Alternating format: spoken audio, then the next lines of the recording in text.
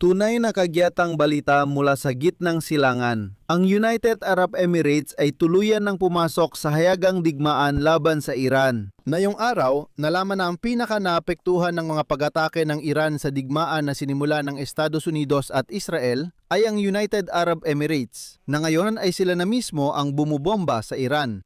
Ang mga Emirate ay may makabagong sandatahang lakas, mahusay na kadamitan ng mga sistema ng paniniktik at mga fighter jet na gawa sa kanluran, kabilang ang Pranses na Mirage at Amerikanong F-16. At ngayon, handa nang gamitin ng mga Emirate ang lahat ng sandatang ito para protektahan ang kanilang mga interes sa ekonomiya at palakasin ang lumalaking impluwensyo nila sa gitnang silangan, lalo na matapos nilang umalis sa kartel ng OPEC. At paalala lang, ang mga Emirate na yon ang pinakamalapit na kaalyado ng Israel at Estados Unidos sa rehiyong ito. Dagdag dito, unang naghayag ang mga Emirate ng kahandaang ipadala ang hukbong dagat nila para muling buksan ang kipot ng Hormuz. Sa madaling salita, lumalakas ang impluwensya ng mga Emirate at sa katunayan, nagsimula na silang hayagang bumbahin ang Iran. Ang pangalan ko ay Alexi Pechi, pag-usapan natin ang paksang ito. Pero bago tayo magsimula, hinihiling ko na mag-subscribe kayo sa YouTube channel na ito at ilike ang episode. Mag-iiwan kayo ng kahit anong komento sa ilalim ng video na ito at mag-subscribe din kayo sa aking Telegram channel na Pechi News. Ang link ay nasa description ng video na ito. Batay sa balitang lumabas na yung araw, sinimulan na ng United Arab Emirates na bombahin ang Iran. Ibig sabihin sumali na sila sa digmaan.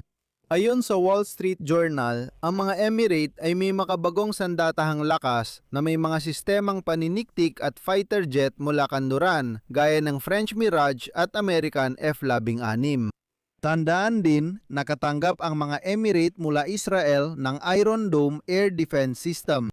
Dati nang sinabi ng mga Emirate na handa silang magpadala ng puwersang pandagat para muling buksan ang kipot ng Hormuz. Sa huli, ang unang pag-atake ng mga Emirate ay nagmula pa rin sa himpapawid. Ayon sa Wall Street Journal, ang pagsira ng Israel at Amerika sa depensang panghimpapawid ng Iran ay nagbaba ng panganib para sa mga Emirate. Kasama sa mga pag-atake na opisyal na hindi pa kinukumpirma noon ang pag-atake noong 8 ng Abril sa planta ng pagpuproseso ng langis sa isla ng laban ng Iran sa Persian Gulf. Noon, nagdulot ang pag-atakeng yon ng pinakamalaking sunog at nagpatigil sa malaking bahagi ng kapasidad nito nang hindi bababa sa ilang buwan. Dati, itinanggi ng mga Amerikano at Israeli ang responsibilidad. Ngayon, lumalabas na ang mga Emirato ang may gawa. Hindi tuwirang pinuri ng Estados Unidos ang mga pag-atake ng mga Emirato at malamang ay aaprubahan din nila ang katulad na aksyon ng ibang bansa sa Persian Gulf. Tahimik ang ibang bansa, tanging Qatar lang ang parang umatake sa teritoryo ng Iran pero limitado lang. Tumanggi ang kagawaran ng ugnayang panlabas ng mga Emirato na magkomento sa mga operasyon, ngunit iginiit sa naunang pahayag ang karapatan ng bansa na tumugon, kabilang ang paggamit ng militar laban sa mapanirang aksyon. Sa kasalukuyang labanan, naging target ng mga pag-atake ng Iran ang United Arab Emirates. Nagpakawala ang Iran ng mahigit 2,800 na mga misil at drone laban sa mga Emirato na mas marami pa kaysa sa kahit anong bansa sa riyon, kabilang na ang Israel. Ngayon, ang pagsali ng bansang Arabo sa digmaan kontra Iran ay pinakamahalagang pangyayari. Mas magsusumikap na yon ang Tehran na maghasik ng alitan sa mga Emirato at iba pang mga bansang Arabo sa Persian Gulf na nagsisikap maging tagapamagitan sa pag-aayos ng sigalot. Pero malinaw na pinili ng mga Emirato ang sariling landas na hiwalay sa ibang bansa sa Persian Gulf. Paalala lang, dati nang umalis ang mga Emirato sa mga kartel ng OPEC at OPEC+. Noong ika-1 ng Mayo, naging malinaw at halata na tuluyan nang pinili ng Abu Dhabi ang landas ng ganap na soberanya. Tinatanggihan nila ang kolektibong limitasyon. Ang punto, ang sigalot sa rehiyon ay nagbanta sa pag-export na dumaraan sa Strait ng Hormuz. Naglaan ang mga Emirate ng 10-10 bilyong dolyar para palakihin ang produksyon ng langis sa 5 milyong bariles kada araw. Pero hindi nila kayang mag-produce ng ganong karami kahit bukas pa ang Strait ng Hormuz dahil may mga limitasyong ipinataw ng OPEC. Ang pananatili sa OPEC at pagsunod sa mga kwota ay nagdudulot na ngayon ng pagkalugi sa kanila. Pera na napakahalaga para sa depensa at pagpapatakbo ng ekonomiya sa gitna ng blockade. Bukod dito, mayroong labanan para sa pamumuno sa rehiyon. Ibig sabihin, malinaw sa Emirates na pagkatapos ng digmaan, may kailangang umako ng posisyong pamumuno. May critical ng alitan sa pagitan ni Mohammed bin Zayed, leader ng Emirates, at ni Mohammed bin Salman, tagapagmanang prinsipe ng Saudi Arabia.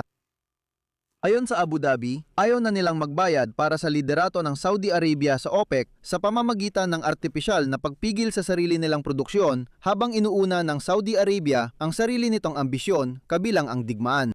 Dahil nagawa ng mga Saudi na i-reorienta ang kanilang pag-export ng langis na hindi na dumadaan sa Hormuz Strait. Doon, dinadaan nila ang langis sa pipeline papunta ang kabilang baybayin ng Red Sea sakay na-export sa buong mundo.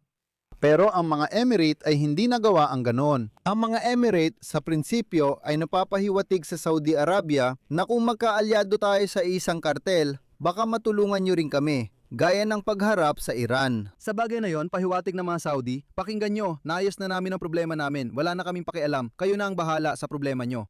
Samantala, ang mga Emirate ay naglalayong maging pandaigdigang sentro ng pananalapi at lohistika mula sa pagiging tagapagbenta ng langis lang.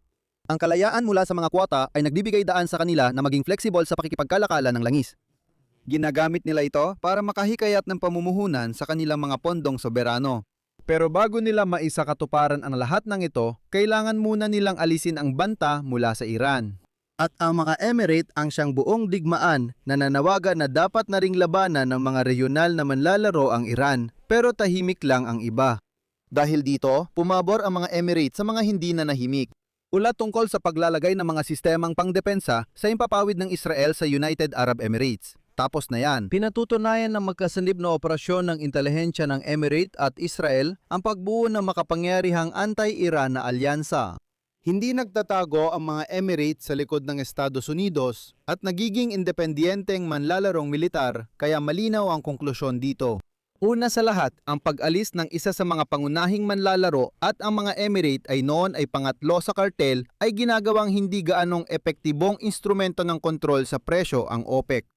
Gusto kong sabihin na pabor ito sa Estados Unidos at mga bansang kanluranin dahil nasira ang pagkakaisa ng mga exporter. Pangalawa, ngayon, imbes na isang blok ng mga monarkiya sa Golpo ng Persia, may dalawang sentro na ng kapangyarihan. Ang Saudi Arabia ay nagbabalan sa pagitan ng US, China at Rusya. Ibig sabihin, kaibigan niya silang lahat. At ang pangalawa, ang United Arab Emirates ang ikalawang sentro ng kapangyarihan na yon na umaasa sa matibay na alyansa sa Washington na pinag-iisa ng Washington at Israel. Para sa akin, bukas pa rin ang tanong kung sino ang masusuportahan ng Estados Unidos. Pero mas magiging interesante pa ito dahil pagkatapos ng aktibong yugto ng labanan na ito, ang mga Emirate na hindi nakatali sa mga obligasyon ng OPEC ay maaring biglang maglabas ng milyon-milyong bariles ng langis sa merkado. Maaring magdulot ito ng pagbagsak ng presyo at magbigay ng matinding dagok sa mga budget ng ibang mga exporter, kabilang na syempre ang Rusya at Saudi Arabia. Para kay Trump, malaking pabor ang hakbang ng mga Emirado. Sabi niya, bababa ang presyo pagkatapos ng digmaan. Kaya ng mga Emirado na magpababa ng presyo. Ngayon, aktibong kalahok na sila sa digmaan, hindi lang tagamasid. Dito muna ako maglalagay ng 3 tuldok. Ibahagi ang opinyon at konklusyon sa comments sa episode na ito. Mag-subscribe, i-like at pindutin ang kampanilya sa channel. Kung gusto ninyong suportahan ng YouTube channel na ito, pwede kayong magbigay ng pinansyal na tulong mula sa kahit anong donasyon gamit ang mga link at detalye sa description ng video na ito o sa pamamagitan ng QR code na nasa inyong mga screen. Yan lang po, ingatan ninyo ang inyong sarili. Paalam sa lahat, itutuloy.